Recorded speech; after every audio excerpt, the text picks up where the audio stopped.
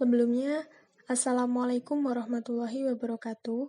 Perkenalkan, kami dari kelompok 5 PGMIG yang beranggotakan Diva Ananda Putri, Dwi Aprilia Agustina, Faizatul Makfiroh, dan Gita Cahyani yang akan mempresentasikan hasil diskusi kelompok kami yaitu tentang penilaian pembelajaran pada mata kuliah penyusunan perangkat pembelajaran.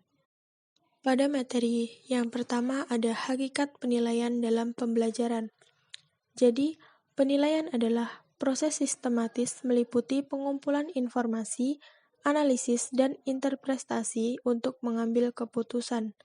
Sedangkan penilaian pendidikan adalah proses pengumpulan dan pengolahan informasi untuk menentukan pencapaian hasil belajar peserta didik.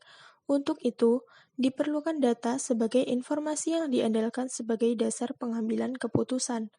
Nah, penilaian merupakan suatu proses yang dilakukan melalui langkah-langkah perencanaan, penyusunan alat penilaian, pengumpulan informasi melalui sejumlah bukti yang menunjukkan pencapaian hasil belajar peserta didik, pengolahan dan penggunaan informasi tentang hasil belajar peserta didik.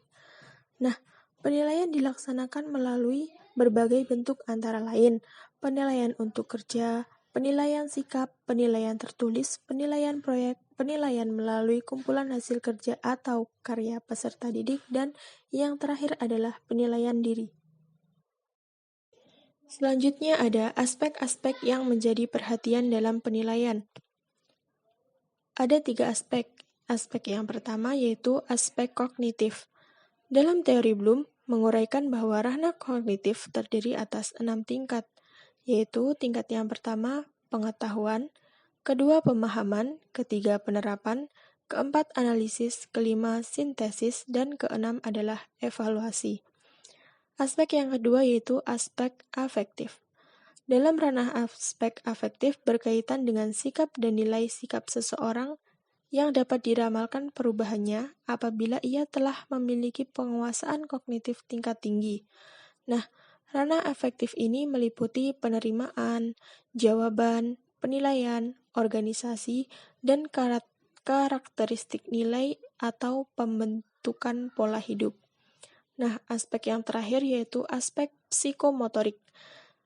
Menurut Sujana, beliau mengatakan bahwa ada 6 keterampilan, yaitu yang pertama, gerakan refleks, yakni keterampilan pada gerakan yang tidak sadar. Nah, yang kedua ada keterampilan pada gerakan-gerakan dasar.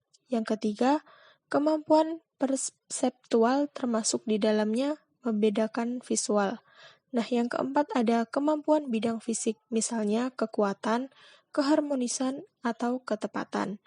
Yang kelima ada gerakan-gerakan skill, mulai dari keterampilan sederhana sampai pada keterampilan yang kompleks. Dan yang keenam adalah kemampuan yang berkenaan dengan komunikasi nuder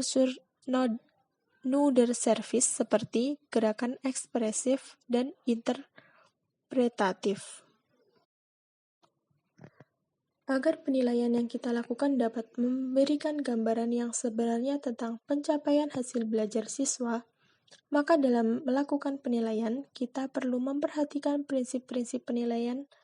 Nah, berikut ada prinsip-prinsip penilaian. Yang pertama, berorientasi pada pencarian. Yang kedua, valid. Yang ketiga, adil. Yang keempat, objektif. Yang kelima, berkesinambungan. Yang keenam, menyeluruh. Yang ketujuh, terbuka. Yang kedelapan, bermakna.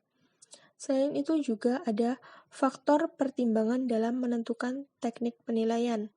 Yang pertama ada motivasi, yang kedua ada validitas, yang ketiga keadilan, yang keempat keterbukaan, yang kelima kebersinambungan, yang keenam kebermaknaan, yang ketujuh ada komprehensif, dan yang kedelapan adalah edukatif. Macam-macam teknik dalam pembelajaran.